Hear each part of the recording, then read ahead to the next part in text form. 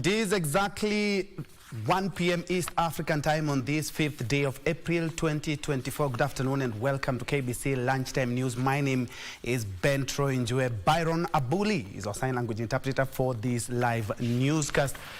On a day that two Kenya Premier League matches have been postponed due to the ongoing rains, and 9 people have also succumbed in the last 24 hours. Straight to the news. At least 9 people have lost their lives due to the ongoing heavy rains in the last 24 hours, raising the number of casualties to 228. Government spokesperson Dr. Isaac Mwaura, while briefing the nation on the effects of the floods, said 72 people are still missing, having been swept away by floods in different parts of the country. The government has also warned fishermen in the coast region to keep off the ocean, since the area will be experiencing strong winds and rainfall over the next 3 days. We do mourn the loss of 9 lives in the past 24 hours, and that includes 7 adults and 2 children, bringing the total floods-related toll to 228 across the country. The people who had lost their lives last Sunday were only 90. But today, as we speak, is 228. The counties of Homa Bay, Kajiado, Nakuru, Mandera, and Nairobi are the worst hit counties. Please take note, Homa Bay, Kajiado, Nakuru, Mandera, and Nairobi are the worst hit, suffering extensive flooding and significant disruption to daily life and economic activities. Additionally, the counties of Mombasa, Tana River, Kilifi, Lamu, Kwale, Taita Taveta, and Garissa will experience strong southerly winds exceeding 40 knots. Significant ocean waves, potentially exceeding 2 meters high, are predicted in the Indian Ocean from today till 6th May 2024. The waves may affect marine activities. Fishermen and other ocean users are therefore advised to be on the lookout and exercise extreme caution. Don't venture into the deep waters in Kwale, Mombasa, Kilifi, and Lamu. Tafadhali tuelewane hapo. Wherever you are, stay safe. Moving on, there is no cause for alarm concerning water levels at Takwel Dam in West Pokot County as heavy rains continue to pound various parts of the country. This is according to the Kerio Valley Development Authority, which is assessing several key dams in the North Rift region to ascertain the capacity levels. KVDA Managing Director Sami Naporos, who led the exercise accompanied by West Pokot security team led by the Sub-County Deputy County Commissioner Wycliffe Munanda, said the water levels in the dam is at 1,135 meters above sea level, leaving 15 meters before the dam spills. The team is also monitoring the situation at Kimau Dam in Baringo County.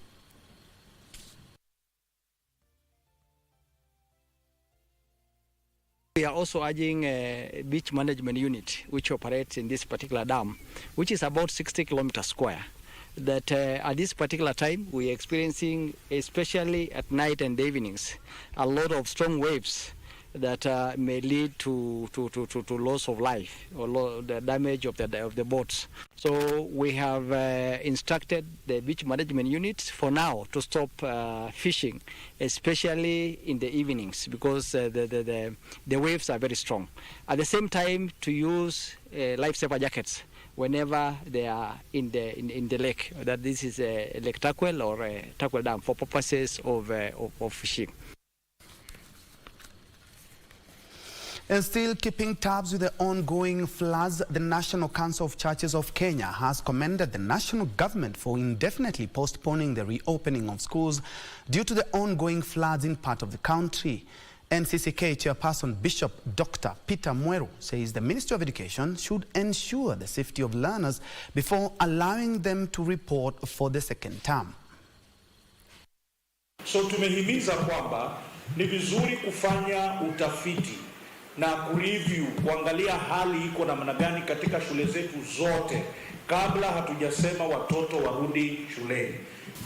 We have 10 schools marooned, but the worst is Madunguni Secondary, kwa sababu hata wazingia maji yameenda kwa madirisha. Kule kwingine ni vipi watoto watafika hapo. So I think apart from suspension ya Machovu, Itabidi tuwe na local arrangement pia ya kusema watoto wa hizo shule wangoje kidogo kwanza because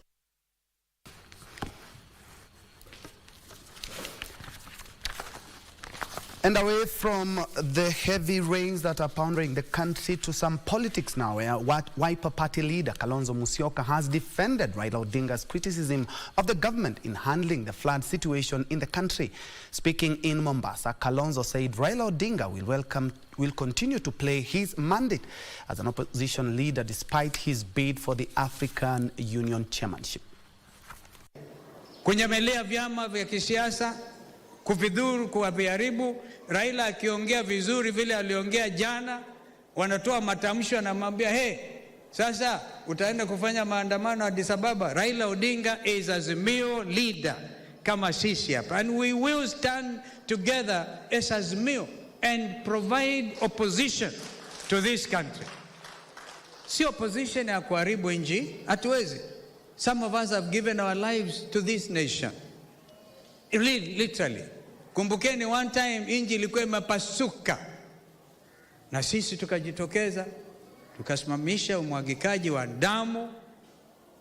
It is important to call everybody to order. And in other news, as the world commemorates International Firefighters Day, Mandera County marked the occasion with a vibrant event aimed at raising awareness among its citizens. Abdiaziz Kahinye, the head of the Department for Community Service in Mandera County, emphasized the importance of proactive measures in disaster management. He urged local chiefs to mobilize residents to clear pathways for floodwaters in their homes to minimize the risk of clogging drainages, especially with the anticipated continuation of the heavy rains.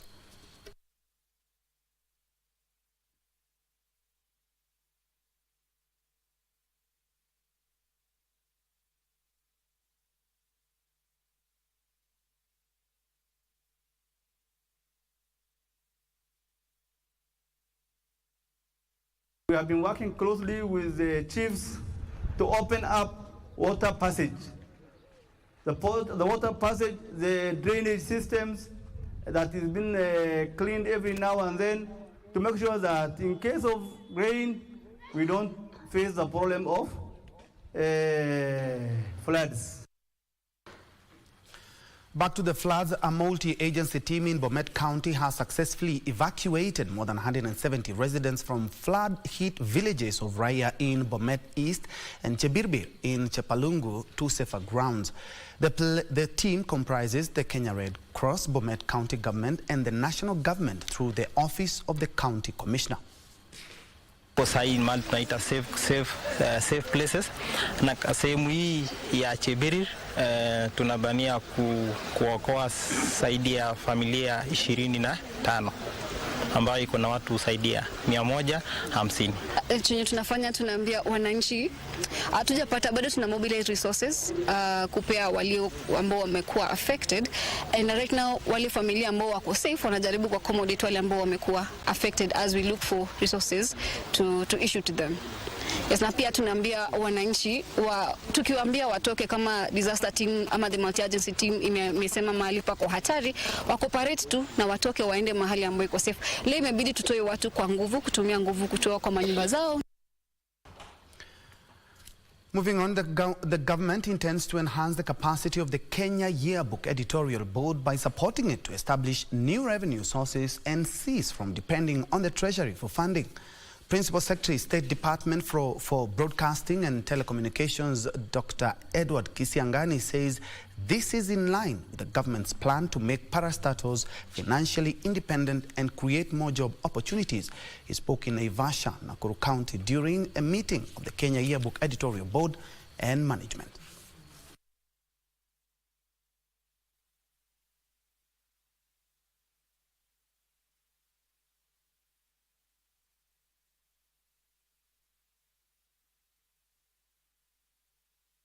The president has directed that all these government agencies should move away from that thinking.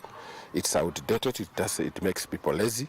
So we are here in Naivasha to make sure that we look for new avenues for them to make money, and so that they can also create jobs and complement government efforts, look after themselves well and play their mandate better. So Revenue streams have been one of our objectives, and we have come up with some options which you'll be hearing about soon, and we think they will be captured in the overall agenda of the Kenya yearbook, which will be presented to Cabinet for consideration.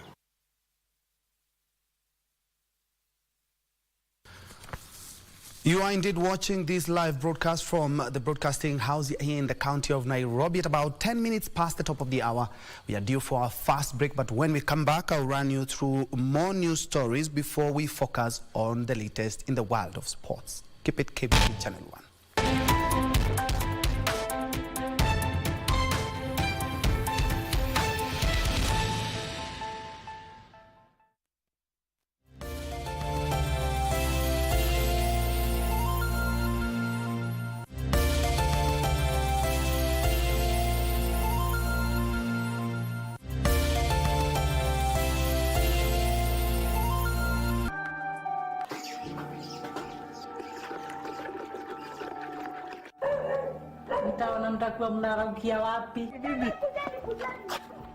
You let me handle Jackie the best way that I know. Wow. Marriage is supposed to be this beautiful, right? I want a kid. You feel ready? Yeah. Huh? Me, I don't want kids. She's also a homewrecker na ni adui ya rafiki yako. Anataka nini huku? Kama umeleta shinanigans zako hapa, I advise you to leave. The world does not revolve around you. You need to leave. Or what? Mimi mambo ya wanawake sitaki tena. Does any man know how to do that? I'm really trying to fix things between us, but you're really pushing me to the edge. Trouble in paradise, huh? You of all people should understand. So umekuwa umevaa hizo viatu. I have, but you know you can't control a man. The Office of the Data Protection Commissioner, ODPC, is the designated government agency mandated to ensure appropriate handling of personal data in Kenya as enshrined in the Data Protection Act, DPA of 2019. In collaboration with the Ministry of Information, Communication and the Digital Economy, the Office of the Data Protection Commissioner will host the Network of African Data Protection Authorities conference. This event will take place from the 7th to the 9th of May 2024 at the Windsor Golf Hotel and will be graced by His Excellency the President, Honorable Dr. William Samoei Ruto. This event will be live on KBC Channel 1.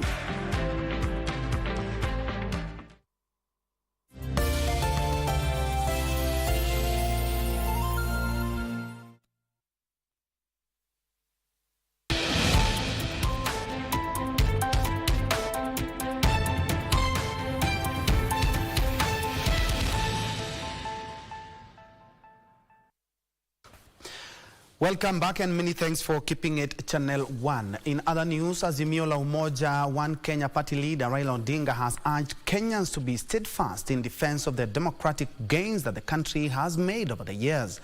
Speaking at Got Agulu in Bondo sub-county during the funeral of the late Helen Odera, the former Prime Minister also reiterated that his quest for the African Union Commission chairmanship will not alienate him from Kenyans, adding that he will still be available. Siaya Governor James Orengo accused the Kenya Kwanza leadership of undermining devolution by allegedly denying the county government's resources to carry out their responsibilities. They want to kill political parties. That is why after a party has sponsored a candidate to be a member of parliament for Bond and is holding on to the ticket of the party called ODM, and then he goes into parliament and supports the party in power. That is killing political parties.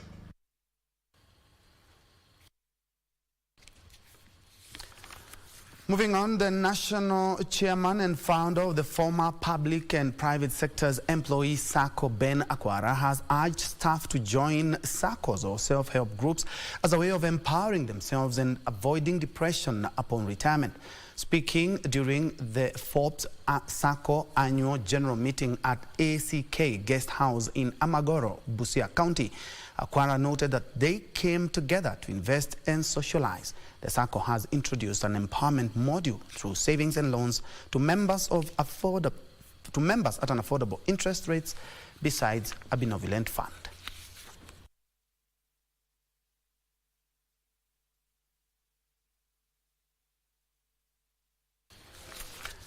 Security officers, prisoners from the Kilifi prisons and other stakeholders joined hands in a monthly cleanup exercise at Malindi town in Kilifi County.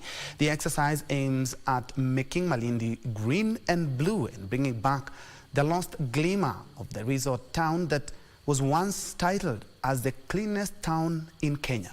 The stakeholders say the cleanup exercise also aims at sensitizing the community on the importance of keeping the environment clean and turning trash into cash.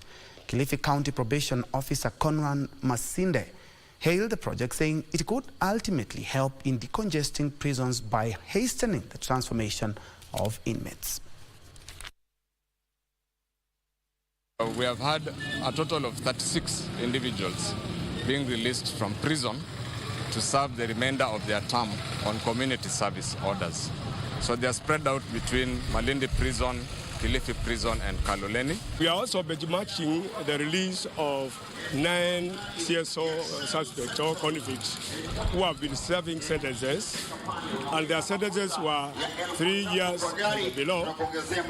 There are also those who their sentences are above, but they have a balance of 3 years. We have also to clean our towns which are very close to or adjacent to the protected area, to make sure that our beaches are clean and even the peripherals adjacent to the protected area are clean as well.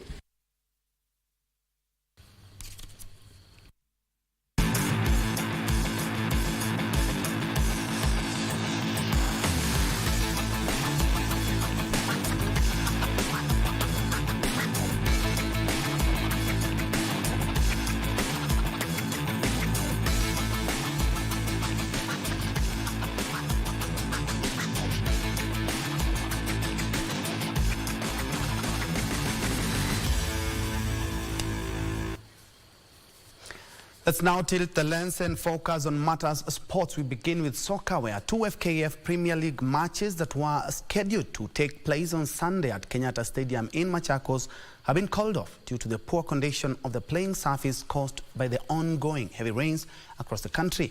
Nairobi City Stars were set to host Ulinzi Stars, followed by a match between Posta Rangers and FC Talanta, but both matches have been called off.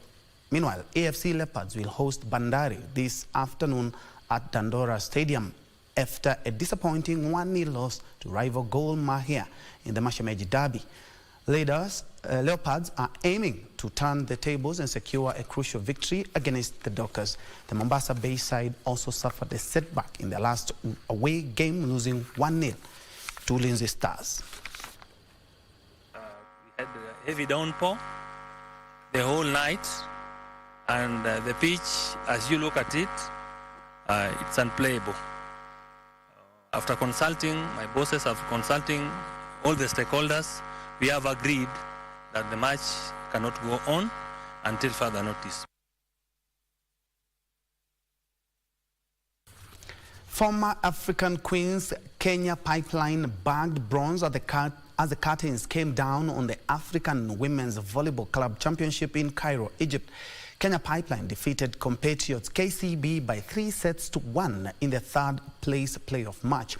The two teams were relegated to the third-place playoff match after losing their semi-final matches to Al Ahly and defending champions Zamalek, respectively.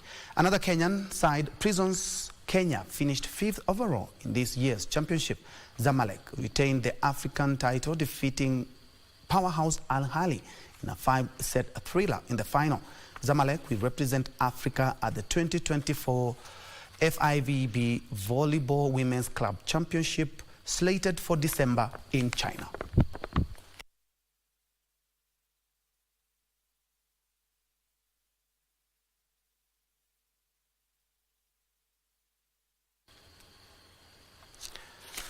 Erling Haaland scored 4 goals as defending champions Manchester City beat Wolves 5-1 to move to within 3 points of a record 4th consecutive Premier League title. Meanwhile, Burnley is staring at the second Premier League relegation in 3 seasons after losing 4-1 to Newcastle United at Turf Moor.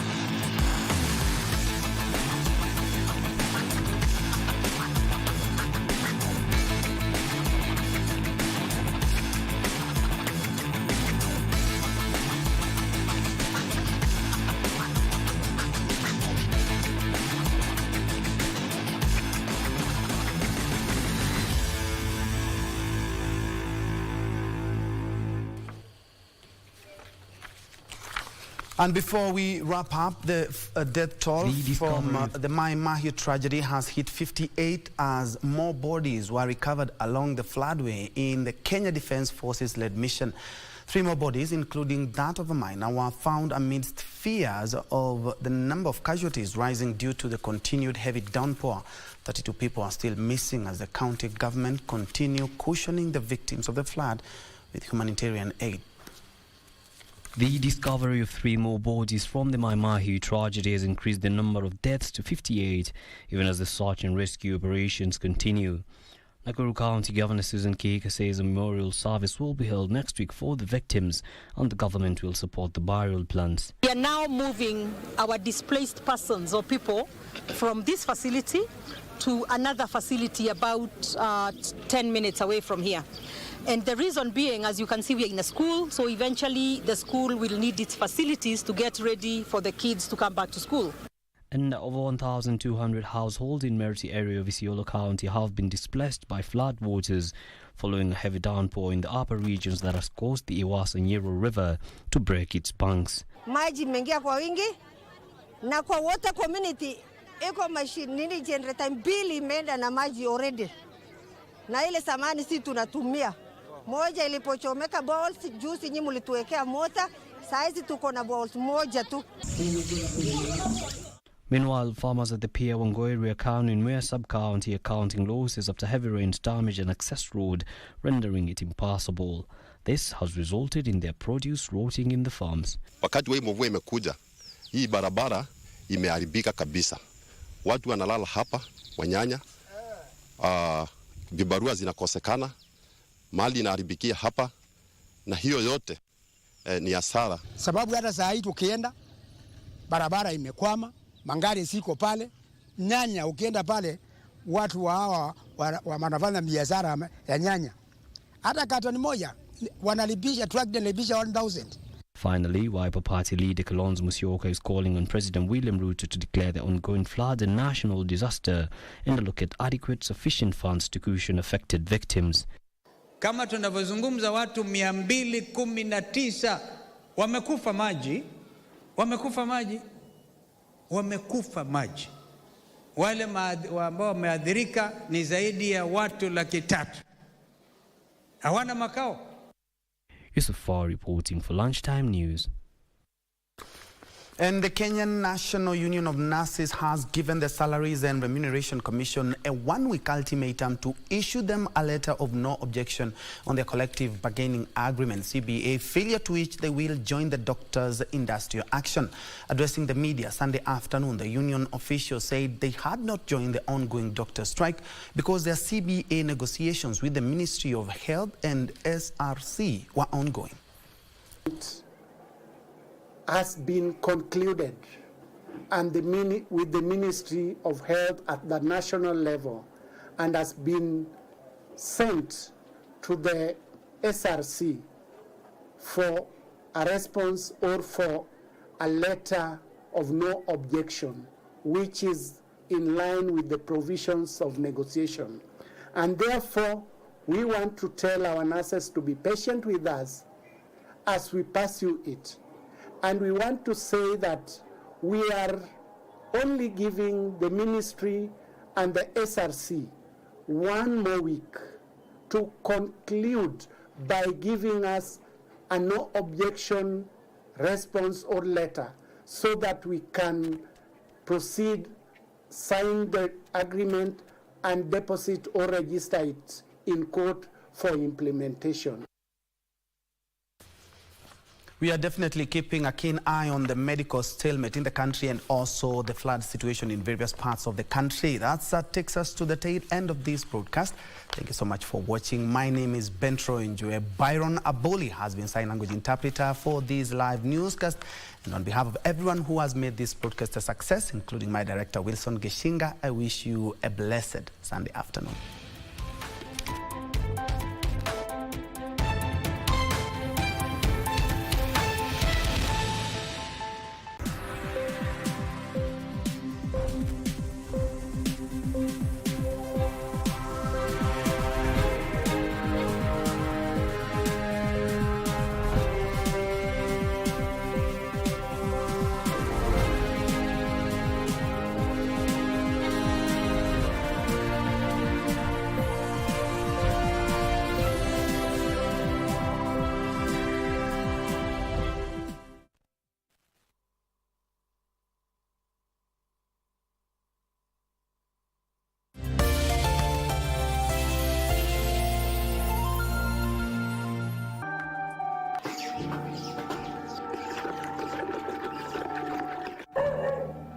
wanamtakiwa